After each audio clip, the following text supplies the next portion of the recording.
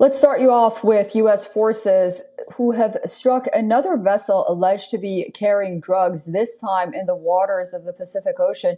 A video shared by Pentagon Chief Pete Hegseth appears to show a long blue speedboat moving through the water before being struck by the United States. Hegseth said 2 people on board the vessel were killed, adding that the vessel was known to U.S. intelligence as was believed to be carrying drugs along a known trafficking route in international waters. U.S. estimates from the Drug Enforcement Agency, DEA, indicate that the vast majority of cocaine bound for U.S. cities pass through the Pacific.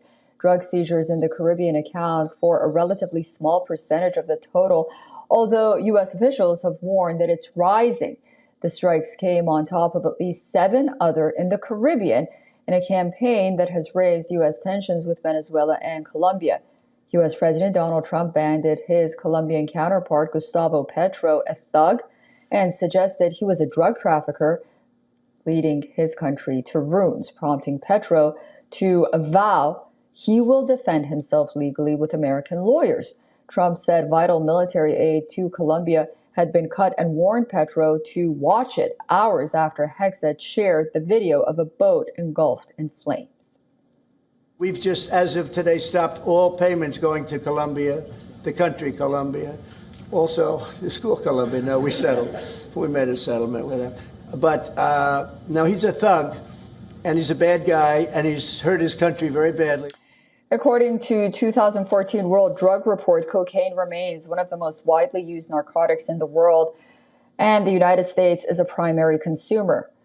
Coca, i.e., origin of cocaine, are under the scanner in South America.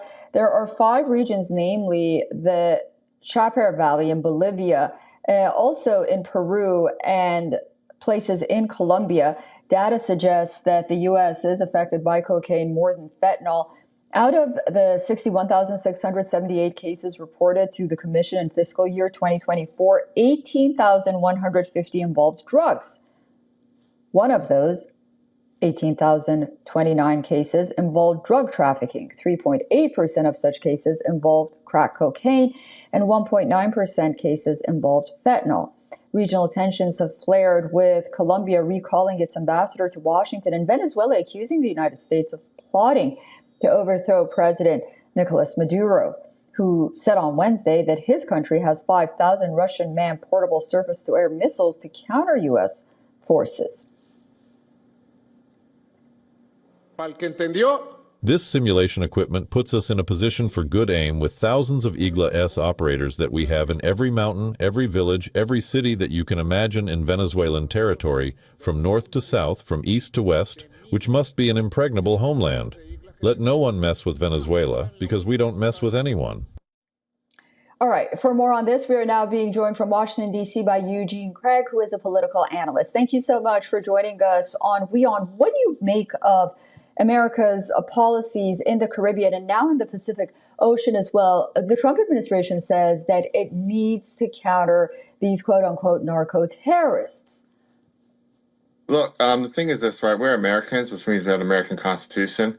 And just because somebody may be allegedly drug smuggling, does not mean they get to be extrajudicially killed. Also, just because Donald Trump calls somebody a thug or calls somebody a terrorist does not deem it so. And so, the United States should not just be shooting any random boat. And even, we have had a case recently where a boat was shot down and, there were survivors actually. And those survivors just handed over to their country. We don't know the name of these people. So we actually should not be killing people without even knowing their name, let alone if they're actually committing the crime that they're saying committing. And if they are committing those crimes, particularly in American water or American soil, then absolutely bring them to justice. But justice does not mean by missile from the United States military.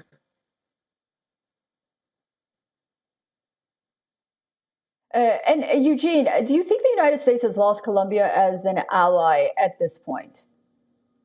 I don't think we've lost them completely as an ally. I do know that there are some deep ties, especially with like National Black Economic Council in the country of Colombia. But I will say this: I think that every time Trump pulls a stunt like this, he puts another country on rocky territory with us, and that has reverberations, more than just with his personal circle or his administration. But the thing is this, at the end of the day, the United States government, the United States military does not have the right to take people's lives just because they're allegedly drug smuggling. And that's not to say I condone drug smuggling, but I absolutely don't condone Right. extrajudicial killings. And finally, Marco Rubio, the U.S. Secretary of State, yesterday told reporters that if they don't want these ships to be targeted, then they should stop smuggling drugs. What do you make of that? Well, my thing is this, right? Marco Rubio, as a former member of the United States Senate Intelligence Committee, absolutely should know that, hey, you probably should have some level of intelligence that actually somebody's actually drug smuggling or actually, like, is it actual terrorist before you decide to just take their life. All right. Well, Eugene Craig, thank you so much for joining us on WION. Appreciate it. Thank you. Have a good one.